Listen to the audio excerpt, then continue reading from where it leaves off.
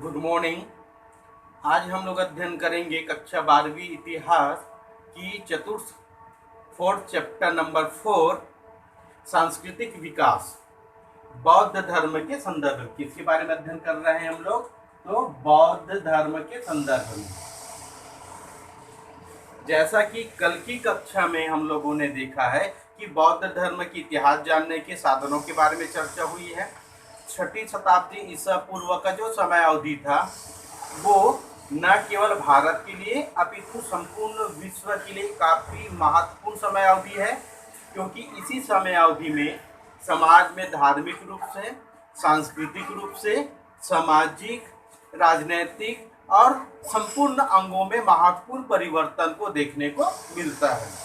तो ये जो समय अवधि है, कितना 600 ईसा पूर्व से 600 ईस्वी का जो समय अवधि है वो हर दृष्टिकोण से काफी महत्वपूर्ण समय अवधि रही है। तो आज की कक्षा में हम लोग देखेंगे 600 ईसा पूर्व में, है ना, या 6ठी शताब्दी ईसा पूर्व में भारत में दो नए धर्म का उदय। भारत में दो नए धर्म का उदय जिसको क्रमशः हम लोग जैन एवं बौद्ध धर्म के नाम से जानते। किसके नाम से जानते? जैन एवं बौद्ध धर्म के नाम से जानते हैं, जिसका उदय 6ठी शताब्दी ईसा पूर्व में हुआ था। ठीक है, इनके उदय के क्या कारण है ना। बौद्ध धर्म जैन धर्म के बारे में हम लोगों ने कल की कक्षा में विस्तृत रूप से और चर्चा किए थे। आज देखते हैं इन धर्मों के उदय होने के कारण में। तो जैन एवं बौद्ध धर्म के उदय होने का फर्स्ट कारण था वैदिक धर्म में कर्मकांड की प्रधानता, या हम कह सकते हैं कर्मकांड एवं वैदिक धर्म की जटिलता। ये वैदिक धर्म क्या है? जैसा कि कल की कक्षा में हम लोगों ने चर्चा किए हैं कि 1500 ईसा पूर्व, है ना, या 1500 बीसी में भारत में आर्यों के द्वारा, भारत में किसके द्वारा?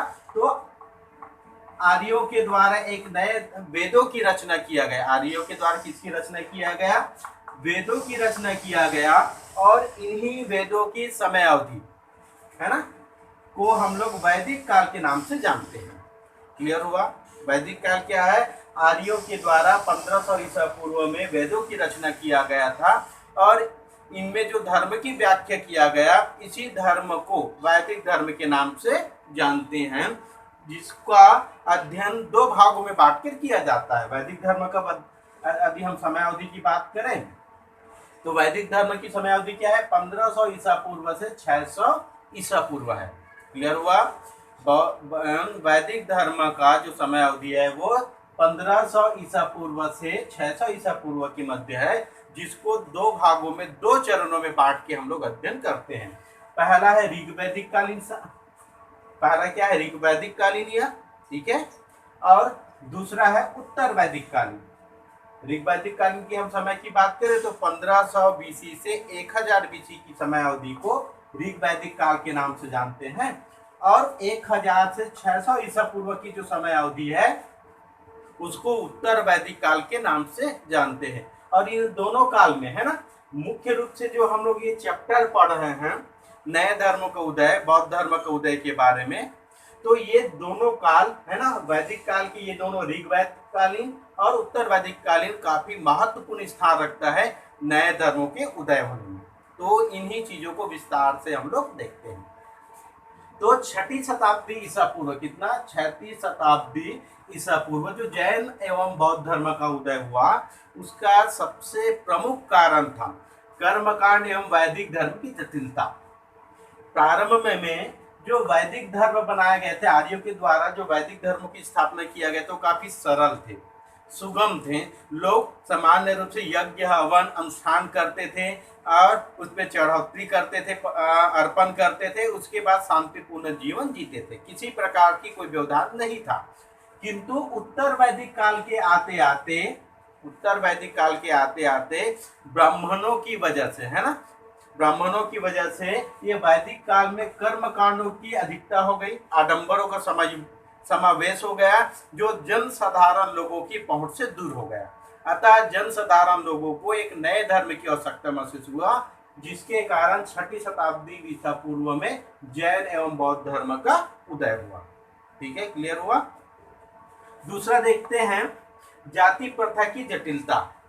दूसरा क्या क्या दूसरा प्रमुख कारण क्या है जैन एवं बौद्ध धर्म की उदय होने का?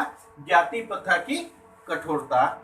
जैसा कि उत्तर ऋग्वैदिक काल में जो वर्ण व्यवस्था बनाया गया था, समाज को संचालित करने के लिए, सुगमता पूर्वक संचालित करने के लिए समाज को 4 वर्णों में बांटा गया था, जिसकी चर्चा हम लोग पूर्व में किए हैं। जैसा पहला वर्ग क्या था? ब्राह्मण। दूसरा क्या था? क्षत्रिय। और तीसरा वैश्य। और चौथा क्या है? शूद्र। तो ऋग्वैदिक काल में समाज को व्यवसाय के आधार पे, जो व्यक्ति जिस व्यवसाय को करता था उसी व्यवसाय के आधार पे, मतलब व्यवसाय के आधार पे कर सकते तो इसको कर्म प्रधान था। कर्म के आधार पे समाज को 4 वर्णों में बांटा गया था। क्लियर हुआ? ऋग्वैदिक काल में समाज को, है ना, कर्म के आधार पे, जो जिस प्रकार से कर्म करता था उस आधार पे उनके वर्ण का निर्धारण करते थे। इस प्रकार से 4 वर्ण बांटा गया, ब्राह्मण, क्षत्रिय, वैश्य और शूद्र। क्रम से इसके बारे में कल की कक्षा में, है ना, पूर्व की कक्षा में हम लोग विस्तृत से चर्चा की है। लेकिन उत्तर वैदिक काल के आते आते, उत्तर वैदिक काल के आते आते 600 ईसा पूर्व के आते आते ये जो समाज में वर्ण व्यवस्था था, जिसका आधार क्या था? कर्म प्रधान था। लेकिन उत्तर काल में आते आते इसका क्या हो गया? ये जन्म प्रधान हो गया। क्या हो गया? जन्म प्रधान। अर्थात जो व्यक्ति जिस वर्ण में, है ना, जन्म लेगा वो उसी वर्ण के अनुसार से काम करेंगे। तो उत्तर वैदिक काल के आते आते इस प्रकार की वर्ण व्यवस्था, जाति व्यवस्था में क्या हो गया? जटिलता आ गई। और इस व्यवस्था में जो सर्वोच्च प्रथम श्रेणी में थे वो ब्राह्मण लोगों का आधिपत्य हो गया, और जिसकी वजह से जनसाधारणों का जीवन कठिनाइयों से बीतने लगा। धर्म के संबंध में इनकी जानकारी कमजोर होने लगी। केवल वेद पाठी ब्राह्मण लोग ही, है ना, जिनको क्या कहा जाता था? द्विज कहा जाता था। समाज के जो 3 वर्ग है, कौन कौन से? ब्राह्मण, क्षत्रिय और वैश्य। क्रमशः ब्राह्मण पहले श्रेणी में आता था, फिर दूसरे में क्षत्रिय आता था, तीसरे में वैश्य आता था। और इन तीनों वर्गों को क्या कहा जाता था? द्विज कहा जाता था। क्या कहा जाता था? द्विज कहा जाता था। अर्थात यही तीनों वर्ग, कौन तीनों वर्ग? ब्राह्मण, क्षत्रिय और वैश्य, तीनों वर्ग के लोग जनेऊ धारण कर सकते हैं, वेदों की पूजा पाठ कर सकते हैं, वेदों को पढ़ सकते हैं, या देवी देवताओं की पूजा कर सकते हैं। तो इनको द्विज कहा जाने लगा। और जो बहुसंख्यक समाज का एक बहुसंख्यक भाग शूद्रों का था, उनको इस चीज से क्या किया गया? वंचित किया गया। तो जाति प्रथा की जटिलता के कारण इन वैश्यों को, है ना, क्या होने लगी? समाज में निम्न स्थान मिलने लगा, जिसके कारण इन लोगों के अंदर नए धर्मों की, है ना, जिज्ञासा हुई, जिससे 6ठी शताब्दी ईसा पूर्व 2 नए धर्मों का उदय हुआ, जिसको हम लोग जैन एवं बौद्ध धर्म के नाम से जानते हैं। चौथा देखते हैं नए विचारों का उदय।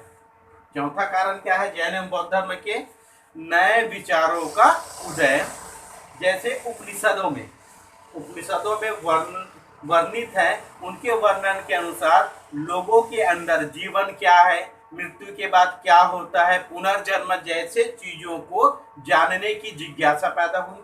अतः जो नए विचार जो पैदा हुए लोगों के अंदर, ऐसे लोगों ने अपने गृह त्याग करके जंगलों में बने झोपड़ियों में रहना प्रारंभ किए, और लोगों से अपनी जिज्ञासाओं का तर्क वितर्क करने लगे मनुष्यों के द्वारा। इस तर्क वितर्क से नई विचारधारा का जन्म हुआ, और ये नई विचारधारा 2 नए धर्म, जैन एवं बौद्ध धर्म, है ना, जैन एवं बौद्ध धर्म के उदय का सबसे प्रमुख कारण बना दार्शनिकों के विचारों में परिवर्तन। ठीक है, 5वीं कारण देखते हैं। 6ठी शताब्दी ईसा पूर्व के आते आते लौह युग आ गया था। जैसा कि हम सब जानते हैं कि लौह युग का प्रारंभ 1000 ईसा पूर्व या बीसी को मानते हैं, लेकिन कहीं कहीं इसकी समय अवधि अलग अलग है। तो हम भारत की बात करें तो 600 ईसा पूर्व के आसपास, ऐसे कि दक्षिण भारत में ये 1000 ईसा पूर्व लौह युग तो प्रारंभ हो गया था, और 600 ईसा पूर्व के आसपास लोहे का प्रयोग बहुतायत मात्रा में किए जाने लगा, और जिसके कारण से, है ना, कृषि तकनीकी में विकास हो गया, जंगलों की कटाई होने लगी, लोहे के बने औजारों से जंगलों की कटाई होने लगी, और जंगलों की कटाई होने के कारण से नई बस्तियों का जन्म हुआ। और इन नई बस्तियों में, है ना, क्या हुआ, कृषि के क्षेत्र में आशातीत उत्पादन होने लगा, आवश्यकता से अधिक क्या होने लगा, उत्पादन होने लगा। और उत्पादन होने के लगा, और कृषि कार्य करने के लिए क्या पशुओं की आवश्यकता पड़ती थी, तो कृषि कार्य को करने के लिए पशुओं की आवश्यकता पड़ने लगी। और वैदिक धर्मों के अनुसार, है ना, या उत्तर वैदिक धर्म के अनुसार पशु बलि दी जाती थी, जिसके कारण से खेती में, है ना, कृषि कार्य में करने के लिए पशुओं की कमी होने लगी। अतः जो सामान्य वर्ग है, शूद्र वर्ग है ना, या कृषक वर्ग है, उन्होंने किसका विरोध किया, वैदिक धर्म का विरोध किया, जिसके कारण से जैन एवं बौद्ध धर्म का उदय हुआ। अगला देखते हैं, छठा कारण है क्षत्रिय वर्ग की प्रतिक्रिया।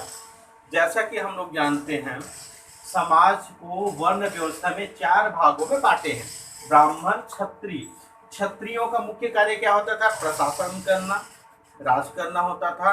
किंतु उत्तर वैदिक काल 600 ईसा पूर्व के आते आते ब्राह्मणों को सर्वोच्च प्रथम श्रेणी प्राप्त हो गया था, समाज में ब्राह्मणों को वर्चस्व प्राप्त हो गया था। लेकिन क्षत्रिय वर्ग शासक होते थे, जिनको, है ना, ब्राह्मणों से प्रतिरोध हुआ करता था। क्यों प्रतिरोध हुआ करता था, क्योंकि ब्राह्मण अपने आप को सर्वोच्च मान के कई विशेषाधिकार प्राप्त करते थे, जैसे दान लेना अपना विशेषाधिकार मानते थे, किसी प्रकार के दंड में छूट मानते थे, है ना, और वेद पाठ का काम यही लोग करते थे, जिससे समाज में इनका महत्व बढ़ गया था। अतः दोनों वर्ग क्रमशः एक दूसरे के क्या थे, परस्पर थे। अतः क्षत्रियों ने क्या किया, ब्राह्मणवाद का विरोध किया। यदि हम ब्राह्मणवाद के विरोध की बात करें तो बहुत सारे शासकों ने इनका विरोध किया और खुले रूप से स्वतंत्र शासन किए, जिसके कारण से नए धर्मों को संरक्षण मिला और उदय का कारण बना। 7वां है वैश्य, है ना, वैश्य वर्ग का बढ़ता हुआ महत्व। 6ठी शताब्दी ईसा पूर्व के आते आते कृषि तकनीकी में विस्तार होने लगा, उत्पादन आवश्यकता से अधिक होने लगा, जिसके कारण से, है ना, व्यापारियों का महत्व। वैश्य वर्ग मतलब किसके, वैश्य वर्ग में कौन कौन आते हैं, व्यापारी लोग आते हैं। तो व्यापारियों को नगद सिक्के मिलने लगे व्यवसाय से, जिसके कारण इनका महत्व बढ़ गया। और ये वैसे ऐसा चाहते थे कि समाज में इनको भी महत्वपूर्ण स्थान मिले, क्योंकि इस समय अवधि में समाज में केवल ब्राह्मणों को और क्षत्रियों को महत्वपूर्ण स्थान प्राप्त था, जबकि आर्थिक दृष्टि से ये वैश्य वर्ग, है ना, आर्थिक दृष्टि से क्या, वैश्य वर्ग ब्राह्मणों से अधिक संपत्तिशाली हो गए थे। अतः वैश्यों के बढ़ते हुए प्रभाव के कारण वैश्य लोग एक नए धर्म की आकांक्षा करने लगे, जिससे कि उनको भी समाज में महत्वपूर्ण स्थान मिल सके। तो इसके कारण से जैन एवं बौद्ध धर्म का उदय हुआ। अगला 8वां हम बिंदु देखते हैं, अनुकूल राजनीतिक परिस्थितियां। जैन धर्म एवं बौद्ध धर्म के उदय के लिए जो महत्वपूर्ण कारण है, अनुकूलित राजनीतिक परिस्थितियां। जैसे कि 6ठी शताब्दी ईसा पूर्व में भारत 16 महाजनपदों में बटा हुआ था, है ना, जैसा कि हम पूर्व की कक्षा में हम लोग क्या किए हैं, पढ़ चुके हैं, क्या पढ़ चुके हैं कि 6ठी शताब्दी ईसा पूर्व इस समय अवधि में भारत पूरा 16 महाजनपदों में बटा हुआ था। और इन 16 महाजनपदों में जो सबसे शक्तिशाली महाजनपद था वो क्या था, मगध, है ना, मगध सबसे शक्तिशाली था। और मगध के 2 महत्वपूर्ण शासक हुए थे, बिंबिसार और अजातशत्रु। कौन, बिंबिसार और अजातशत्रु। ये दोनों शासक जो मगध के महत्वपूर्ण शासक थे, ये ब्राह्मणवाद वैदिक धर्म से मुक्त हुए थे और स्वतंत्र रूप से शासन करते थे। बहुत ही सहनशील उदारवादी शासक हुए थे, जिन्होंने नए धर्मों के उदय में क्या किया, अपना पूर्ण रूप से सहयोग तो किया, उसके साथ साथ इन धर्मों को अपना लिया। इन्होंने अजातशत्रु ने, अजातशत्रु के ही शासनकाल में बौद्ध धर्म की क्या हुआ, पहली बौद्ध संगति का आयोजन भी अजातशत्रु के शासनकाल में किया गया। तो इस तरह से जो अनुकूल राजनीतिक परिस्थितियां थी जिन्होंने नए धर्म का उदय होने में अपनी महत्वपूर्ण भूमिका का निर्वहन किया। और इन शासकों का ही प्रभाव था कहाँ पे, मगध पे, है ना। बिंबिसार अजातशत्रु का ही प्रभाव था कि वहां की जनता ने इस ब्राह्मणवाद, वैदिक धर्म या सनातन धर्म के कर्म कांडों का, जो 6ठी शताब्दी ईसा पूर्व आते आते क्या हो गया था, कर्म कांडों की जटिलता हो गई थी। तो इन ब्राह्मणवाद और कर्म कांडों का विरोध मगध की आम जनता ने भी किया। क्यों किया? क्योंकि उनके जो शासक रहे बिंबिसार अजातशत्रु ने ब्राह्मणवाद से मुक्त थे, बौद्ध धर्म का स्वीकार किए थे, बौद्ध धर्म का प्रचार प्रसार करवाया था। तो इन परिस्थितियों के कारण, ठीक है, तो अनुकूल राजनीतिक परिस्थितियां भी महत्वपूर्ण योगदान दिए नए धर्मों के उदय होने में। इस तरह हम कह सकते हैं कि ईसा पूर्व 6ठी शताब्दी में भारत में 2 नए धर्मों का उदय हुआ, जिसको जैन धर्म और बौद्ध धर्म के जानते हैं। इन धर्मों के उदय होने में कोई एक कारण नहीं है, अपितु उस समय के विभिन्न परिस्थितियों ने नए धर्म के उदय होने के लिए क्या किया, एक वातावरण का निर्माण किया, जिसके कारण से समाज में नए धर्म का उदय हुआ। आज की कक्षा में इतना ही। कल हम लोग जैन धर्म के बारे में विस्तृत चर्चा करेंगे।